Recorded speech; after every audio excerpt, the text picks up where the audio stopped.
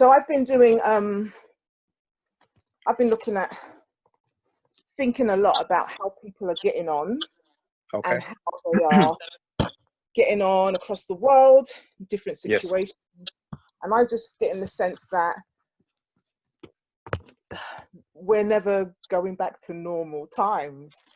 And I think, so yeah, so I'm thinking about, right, okay then, where are we as human beings right now in this thing called lockdown coronavirus? I'm Yep. also interested from the perspective of what's happening across the world with different people, looking at my village people in a way, and talking about how it takes a village to raise a child. I think that this is a really good time to be able to document what we're doing, how we're feeling, and what's going to happen in the future. And I think one of the first triggers for me in terms of recognizing that things are different, that things are escalating into a new kind of world order, was when they announced that the Olympics was going to stop. So that's where I'm coming from. That for me was really key. And it was like, right, okay, then what's happening? We've stopped the Olympics. And I think the main thing, in terms of my life, I'm a parent, 3 boys, two of them are teenagers, one of them is nearly a teenager. And it's really interesting that all of them are into their sports. They compete competitively, locally and regionally. And when they stopped, basically when the UK lockdown happened, when Boris Johnson announced at the beginning of March, it was all about saying, right, okay then, if we're going to say that we're going to have a lockdown, and one of the first things they did was to announce the schools, the second thing that kind of happened was we're going to have to stop the competitions and the training. And so in terms of gymnastics and British gymnastics, we're trying to listen to what's going on there. In terms of UK athletics and then what's trickling down through England athletics, etc., it was like what's going on there. But there was a switch that happened over here when they announced the Olympics. So I'm over here in the UK, I'm in Derby. You're over there in Japan. Tell me. Yes. So I'm obviously, you're my brother over there in Japan. Just introduce yourself.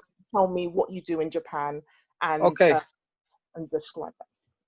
So I'm Bea's brother, also known as Chima. Chima. So I'm living in Japan. I live in a city called Yokohama. I've been living here for the past almost 7 years now in this city. So I work for a Japanese company, and we work in the oil and gas business. So we do engineering, construction and procurement of oil and gas plants all over the world, Middle East, Africa. Don't impress me anymore. It's okay, it's fine. You're quite sporty. You're definitely interested in sports. Definitely. What was the feeling like when you heard about the Olympics? Because happening in Japan, you're in Japan, we're all excited about Japan, and oh my gosh, we might be able to go there and come and visit you and do stuff like that. And you yourself, what were your plans for the Olympics? Well, I had some tickets. To watch 3 events. So I had some tickets to watch some football and some basketball and handball. So I had some plans already to go to some events. So yeah, I mean, it was disappointing for me personally, but I think for Japan as a whole, for the economy, it's a disaster. I mean, this is the worst thing that could have happened, because I've been seeing it over the past few years, how they've been preparing for this event. I mean, in Tokyo, they're building new things every day. The infrastructure is improving, transport's improving. You can see they've got more signs in English. They're really preparing for an influx of foreigners. So there's so many sponsors now, and even lots of small like tourism businesses that are going to lose a lot of money because of this. So it was a disaster. And I think if there was no pressure from the outside community, Japan would have probably still tried to host this event if there wasn't pressure from other countries to kind of put this off. So that's kind of interesting in terms of looking at the resilience of a country and the determination of a country as well. I think there's been a lot of country pressure or peer pressure from other Definitely, countries for everybody, definitely. not just with Japan, but we've been seeing that kind of trickle effect on everybody to say, you know, oh, you've got to do this or cancel this, and Yes, yes, then yes, other yes. countries kind of follow suit, and Yeah. that's even in terms of like travel, full stop, kind of thing as well. Luckily, they've said that they're postponing it to next year. Yes, it will still be called 2020. I mean, 2021 doesn't really have the same ring to it as 2020. But even then, I mean, it's still a big blow. And even then, like, how will things be in 1 year? Do we know, like, if this pandemic will be completely under control? And to have that mass influx of people coming in again, I mean, some things have got to happen. Maybe they've got to like develop a vaccine, or I mean, I'm not sure. I can't really see things being completely under control by next year. But who knows? I mean, scientists and all these guys are working very hard to develop solutions, I guess, you know. Yeah, not just scientists and nature. Nature is taking its course. So yeah, let's see how that all happens and hits the economy and hits common sense and the decisions that fall through as well over the next few weeks, few months. How is it I was very lucky to visit you in Japan, like It's about 10 years ago, isn't it? don't go 10, it was 8. It was 8. Don't. Okay, Somebody said I'm okay, 50. okay, I'm okay, not okay. 50. It was, Okay, fine.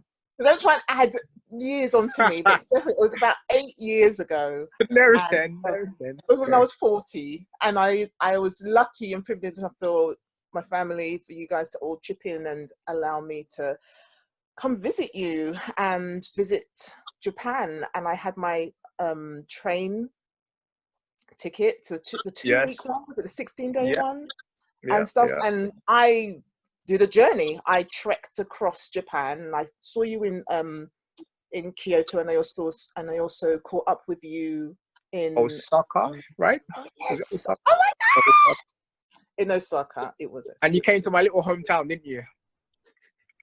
I Yokkaichi. was just, and for me, I love living in Japan. I thought then, I'm hoping that it is now. I thought that it was a really cool place. Everybody was really polite, really friendly. Everybody sort of Yeah, saw me as a brown woman sticking out as a sore thumb in Japan.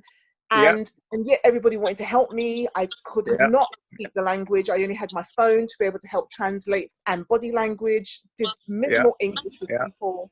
It was so minimal. It was all body language and signs, and I lasted for about 2 weeks, just over 2 weeks, doing that on my own, and caught up with you twice on that journey. Some people have How? lasted for like 20 years doing what you're doing, B. So, you know, it's not, 2 weeks is a very short time. I know, but do you know what I mean? It was a really, I was having anxiety going to Japan because I thought it was all Mm, about anime and Tokyo fast living. I had a preconception in my head of what it was like in terms yeah, of the East Asian community and how I would be treated or taken, as well. And just thinking it's, do you know when you have a foreign language, but at least you've still got the alphabet as I know it in terms of the Latin Englishy yeah. letters, and that form of it. Mm. Yours is different. You speak two Japanese I languages, speak, do you? yeah, so, okay, there are like two alphabets in Japan. Actually, there's three kind of systems of writing. So there's hiragana, which is like an alphabet, and I think there's like 20 something characters. And then there's katakana, which is also like an alphabet, 20 something characters. And there's like kanji, it's like the Chinese characters. And there are thousands of kanji. So I can read kanji, I can read hiragana, katakana, but there are thousands of kanji. I think maybe in my brain I have like a couple of hundreds that I know very well, you know. Well done, you. Oh, Wow. So in terms of the perceptions that people have, I had a very different perception of Japanese people, of East Asian people when I yeah, went to visit. How are you perceived right now? Because there's a lot in the news about how Africans in China are being yeah, treated. because of Yes. the coronavirus and the negative stories Yeah. that is being spread amongst Mm, the Chinese population in terms of how the coronavirus started, etc. So African people are being treated horribly, not allowed to go yeah. shopping Yeah. in Yeah. supermarkets and stuff like that, being told to, you know, Yeah. losing their jobs and things like that. And so when people are Yeah. looking at East Asia, they're comparing, they're putting all East Asian people. So from the West here, we are looking at Yeah. all East Asian people and thinking Yeah. all Yeah. Africans are being treated this way by East Asians, including Yeah. Japanese. So I'm Yeah. worried about you. How does this affect you in Japan? Are people treating you badly? Have I got the wrong Okay. perception? Has, you know, Well, firstly, thank you for worrying about me, sis. Thank you. I think there's the background. You have to look at the background. I know from the West, it might seem like, you know, what's happening in Japan and Korea and China would probably be the same. But I think like the background is quite different. So from China's perspective, you know, everyone thinks they're the cause of this. So everyone's kind of like blaming them. And maybe now they're trying to kind of take responsibility away from themselves and put it on other people, especially amongst their local population. So I think in China, what happened was there was a rumor about an African man who was in hospital that had the virus. Then he escaped from hospital without, I don't know, permission or whatever. And he started spreading the virus around. So I think that kind of incident, that kind of report was the trigger for a lot of this kind of hatred, mistreatment of African people in China. But I think with Japan, there's no such kind of connection or background between an African man going into a hospital or doing this and that. So that connection isn't there. That propaganda is not there. So there's no kind of ill feeling towards African people. Even when the Ebola pandemic was there some years ago, I mean, I never felt anything towards me. But I heard stories about like some bars or some places in China and Korea where African people are getting turned away, you know? So I think Japan, the situation is quite different here. And yeah, I haven't felt anything. I mean, I don't really wear a mask. You know, the verdict is still out about how effective masks are. Yes, yeah. I mean, So we're not wearing masks here either in terms of en masse. There's a choice. and you know, it's really insane how early in the morning, I see the biggest queues I've ever seen in my life outside pharmaceutical stores, and everyone is just waiting for masks, basically. So it's really Wow. it's really hard to get your hands on a mask. It's like gold dust there, having a mask. So I don't wear a mask, and everyone else is. So I think I'm the only person walking around without a mask, really. And I just maybe think people are looking at me saying, "Hey, you know, you should be wearing a mask." But apart from that, I don't really feel like any kind of, I don't know, hostility or, you know, discrimination, you know, like what's happening in China. Yeah. You know? How do you, in terms of hanging out with other Japanese or even other brown people in terms of Yeah. Africans, Yeah. how have you been doing that? Have you been doing that online? Are you furloughed? Do you have a thing called furlough? Do you know what I mean? As well, how are you connecting or No, with they don't. people? They don't have that furlough scheme in Japan. I mean, it's been difficult to hang out with people. To be honest, now is very difficult. I have like an Igbo meeting which I go to every month, which is the Nigerian Igbo community living in Yokohama. We meet every month, but for the past 2 months, we've had our meetings cancelled. And you know, I would propose something like doing this, like using a platform like Zoom so we can have our meeting. But unfortunately, they're not really technology inclined, most people. Otherwise, you know, we should really be doing something like this for our meetings.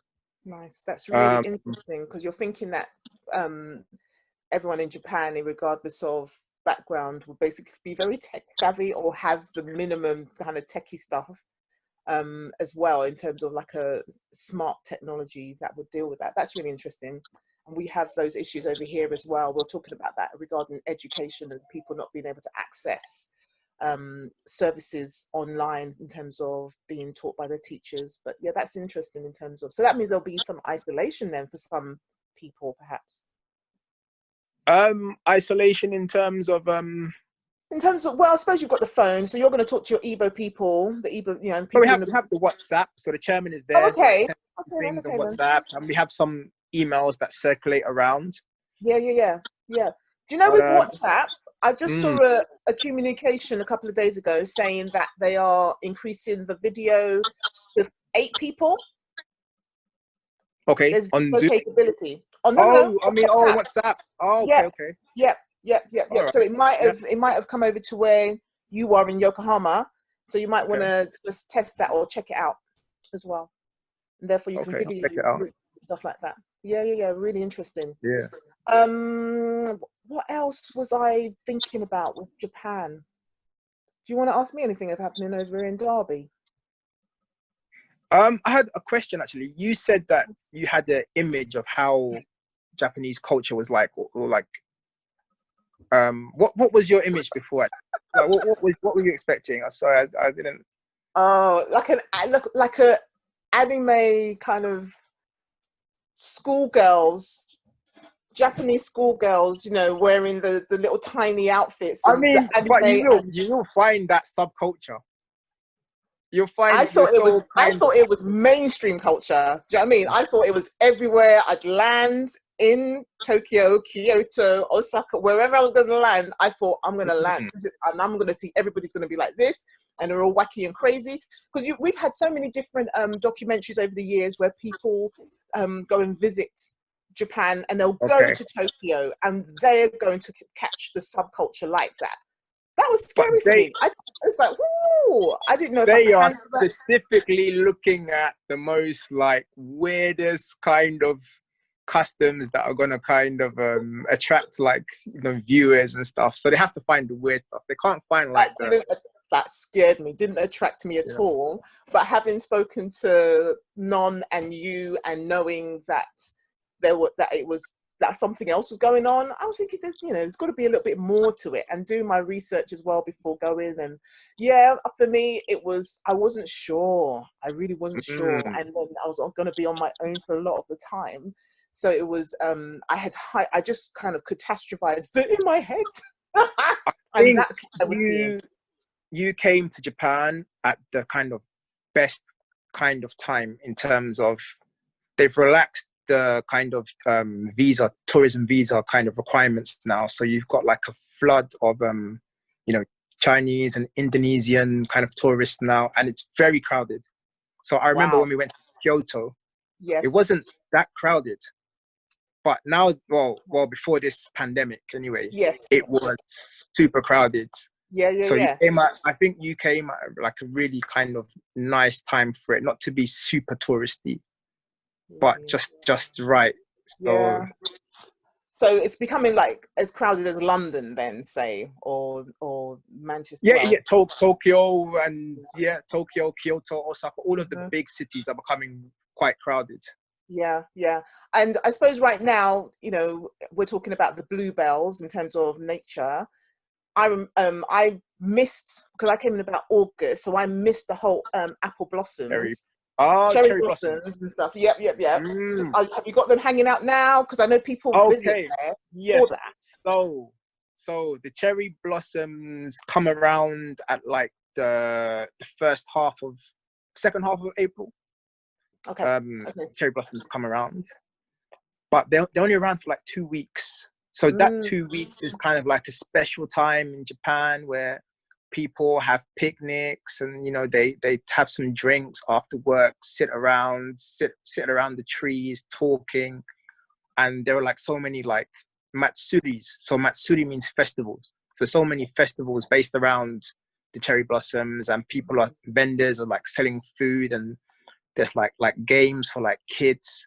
But because of the pandemic, it was cancelled this year. So a lot of the kind of cherry blossom events were cancelled. So you can kind of feel a little bit of like little bit of doom and gloom. I would say in Japan, there's a little bit of doom and gloom now because there's a lot of things that people can't do that they usually enjoy during this time of the year. and a lot of like small businesses, for example, the restaurants, the bars, the things that keep Japan socially quite, you know, active and uplifted. You know, drinking and eating out is like a very popular pastime in Japan. So people can't do that now. So it's a bit doom and gloom in that sense as well. And I think also for families as well. I mean, the kids haven't been to school for a couple of months now. I think Japan was one of the first countries to kind of stop kids from going to school before the UK did so. So even like now, them being at home, them not being able to go and do something, I think it's taking toll on the families. Yeah. Your families. Yeah. You We've know? been Maybe your family too. We're feeling it. We are feeling it. Let me tell you, though, the kids are really quite good at being active in different ways and taking out their energy to go for bike rides as part of their daily exercise, or just having to hustle and tussle with each other. But I try and encourage them to get outside and to do different kind of conditioning drills as well. And then with the homeschooling, there's a lot of support online, free support. There is school guidance as well. Yeah. How are they doing the homeschooling in Japan? Do you know? So yes, so I think it really depends on the family. You can see now where like a family's income and a family's kind of, I don't know, social position can really like make the difference at these times. So you've got families which maybe they kind of, you know, technologically kind of aware, you know, there's computers everywhere, the kids have their iPads and stuff like this, so you know they can get resources like online for education. But if I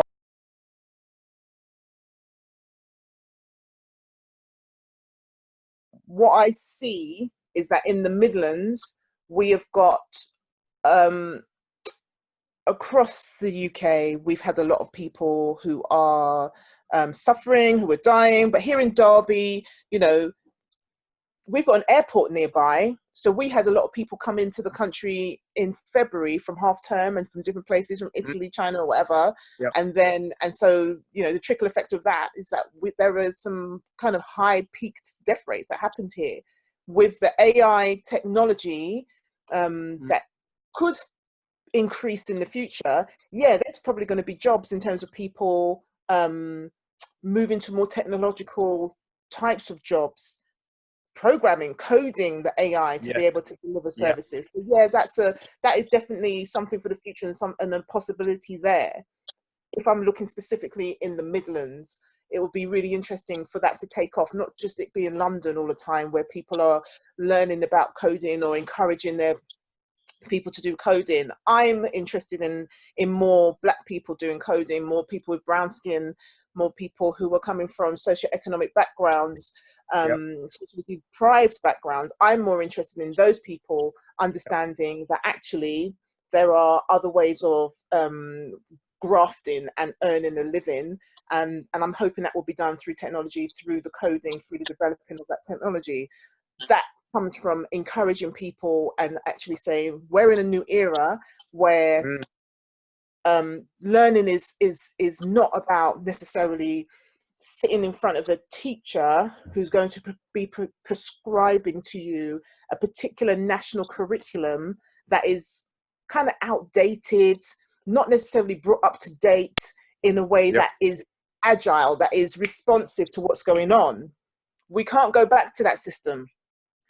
In the Midlands, there is a huge manufacturing kind of base in terms of cars, rail, planes, engines. I mean, we have the techno, and we're also looking at digital, how digital is growing. But there's no doom and gloom here. I don't see doom and gloom, but I see an opportunity here in the Midlands, an opportunity here in Derby to be fairer in the way that skills are developed and the way that things are shared.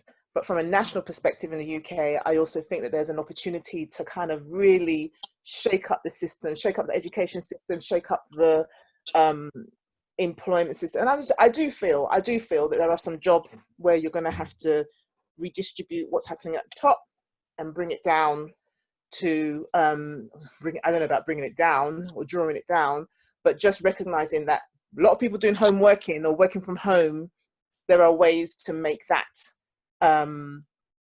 fairer, financially interesting, supporting family relations, as well as being able to produce something that is worthy of the organizations or worthy of our employers as well. There's been a resistance in terms of home working for a long time. And I don't know if that's just a UK thing, but now you can see it can be done. So, and I think it's going to be very common now. It's going to be a common thing, even after this pandemic has passed us, when it passes us. I think this working from home trend is going to continue, I think, because it offers flexibility as well, especially for, let's say, mothers that And have to go parents, not just mothers, fathers. Yeah, but you know how it is. Fathers. So mothers and fathers, yeah, it offers them a flexibility as well, with when the kids are still young, to be able to look after, keep one eye on them, as well as work as well. I think it's going to be very useful in that respect. In Japan, I think it would be very useful because there's like a lot of issues with, when mothers go on maternity leave and not being able to come back to work and maintain their position at work and stuff. So if they could work from home, then yeah, things would be a lot better, a lot fairer actually, in that sense. Yeah. And I think also all of this thing about the 40-hour working week or the 24/7 working week. Again, that, there was a time, I grew up in a time where shops were closed on Sundays, kind of thing, and it was not only just was it a religious thing or a Christian stroke Catholic thing because of it being a nation that is Christian stroke Catholic, but because it provided a rest for a lot of workers that one day. And now we're saying, actually, it's not about saying religion for some people is out of it, or we're basically saying you can do your shopping or whatever 24/7. Right now, some bans have come into place. We're locked down. Some shops are trying to do trying to do a lot more. They're trying to do 7 days, not 24/7, but they're trying to do 7 days. But I feel, again, we're going to need to relook at that. So there's opportunities for the infrastructure to be kinder to us as human beings, full stop.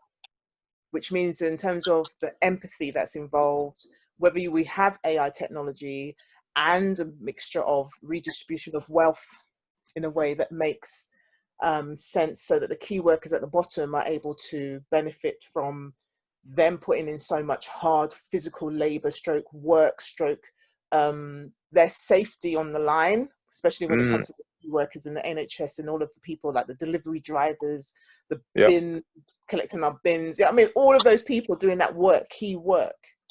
Yeah, we need more empathy in there.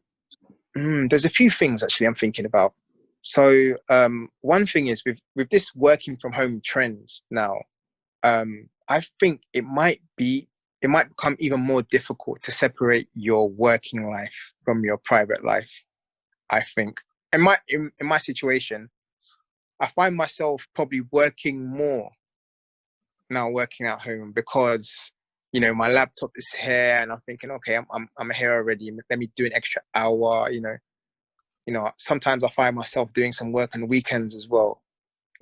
So I think in that sense, that's one negative aspect I can think of this working from home trend.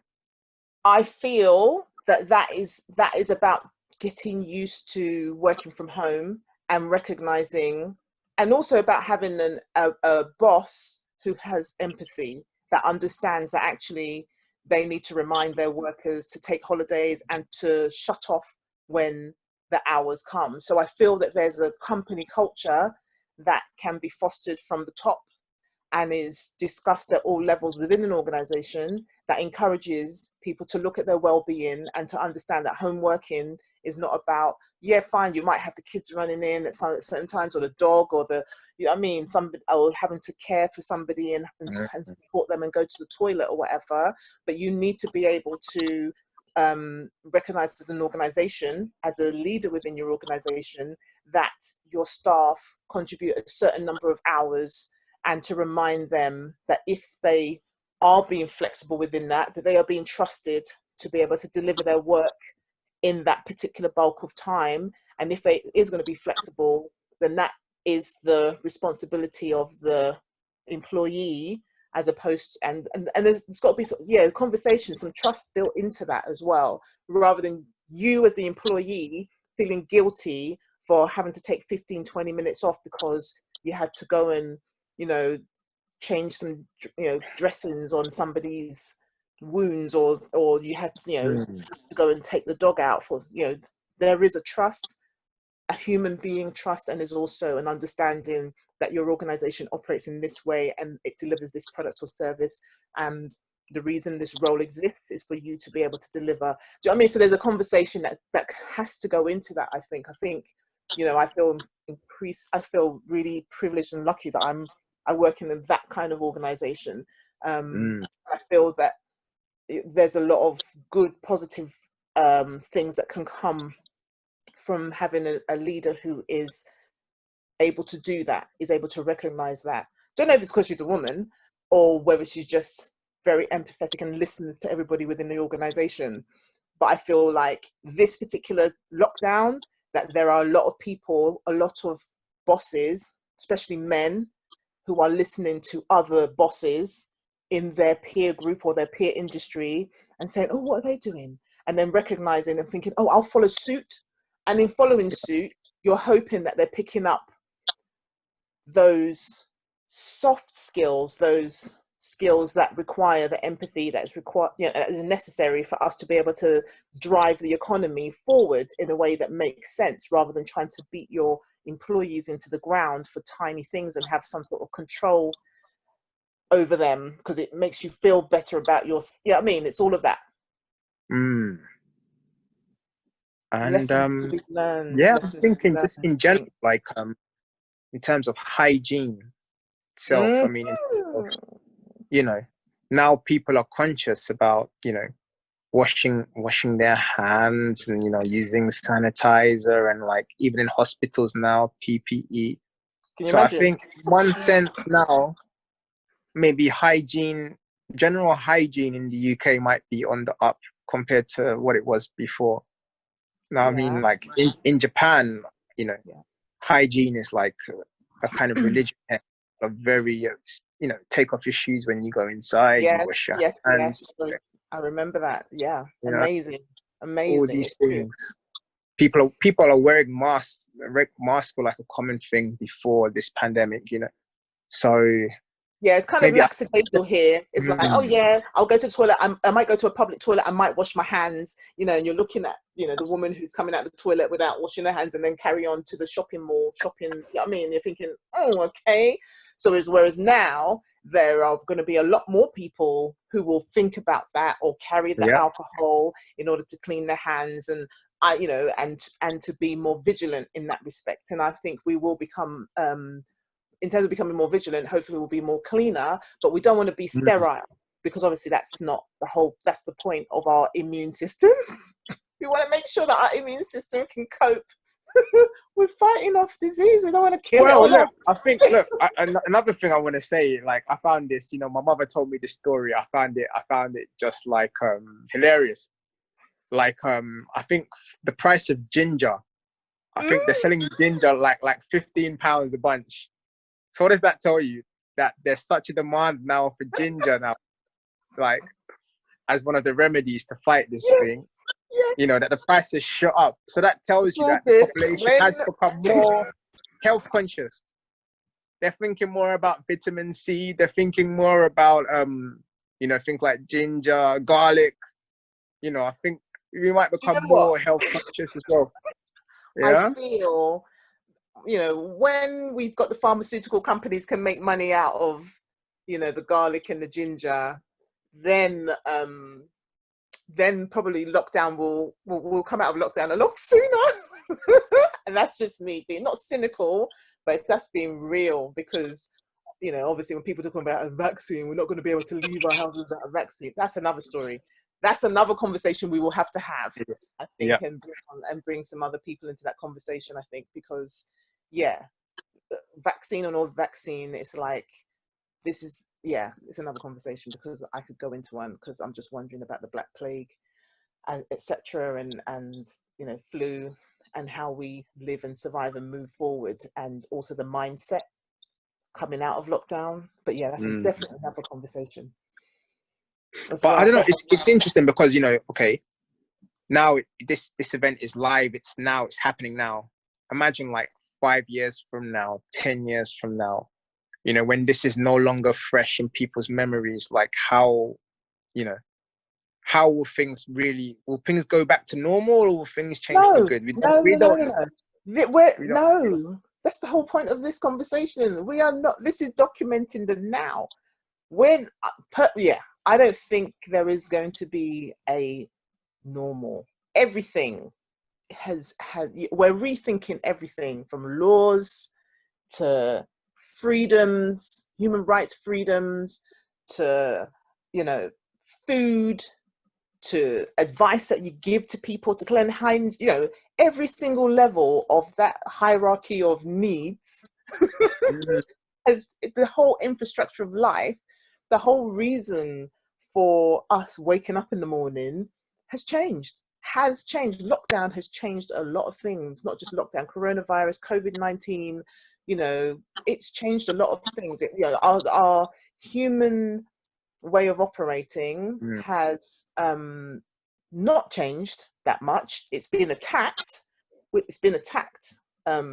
In terms of how we think and how we feel and what we do every day, because it's like, well, I can't go out of my house, and can I go out of my house? And I had a conversation yesterday, and it's like, I don't know if I want to go out of my house, kind of thing. And you're thinking, you know, but you are allowed to go outside of your house, you know, within certain limits. And then you're reading online about people getting arrested.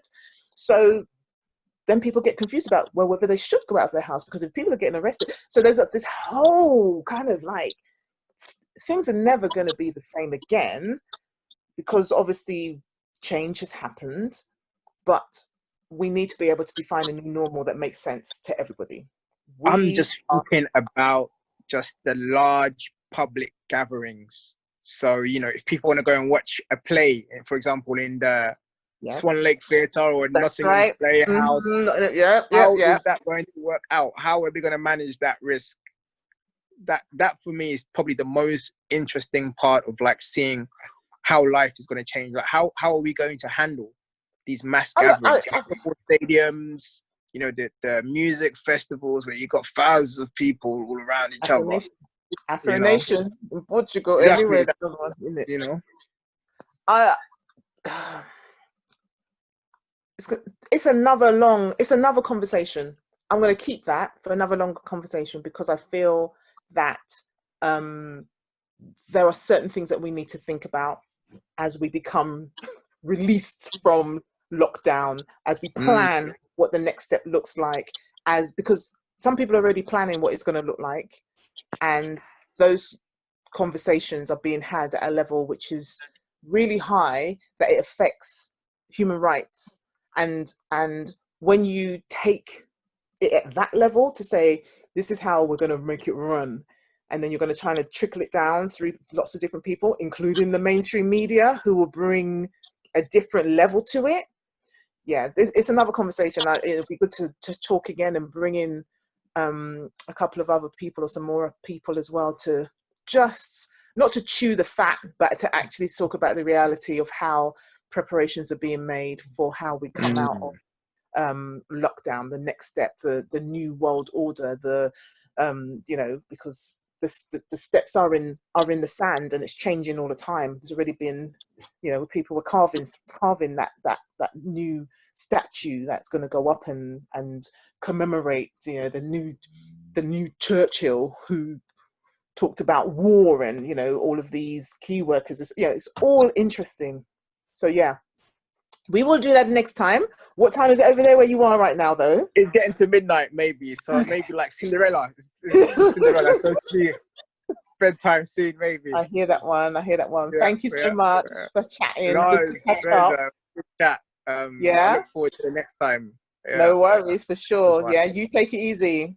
All right. Yeah. You If take you see care. any if you see any cherry blossoms, do take a picture. Okay, I've got some. I'll send you some nice pictures. Actually, I took some. Thanking you. Thanking Yeah. you. All Yeah. right, Yeah. then. Talk to you again. All right. See ya. Bye. Bye. Bye.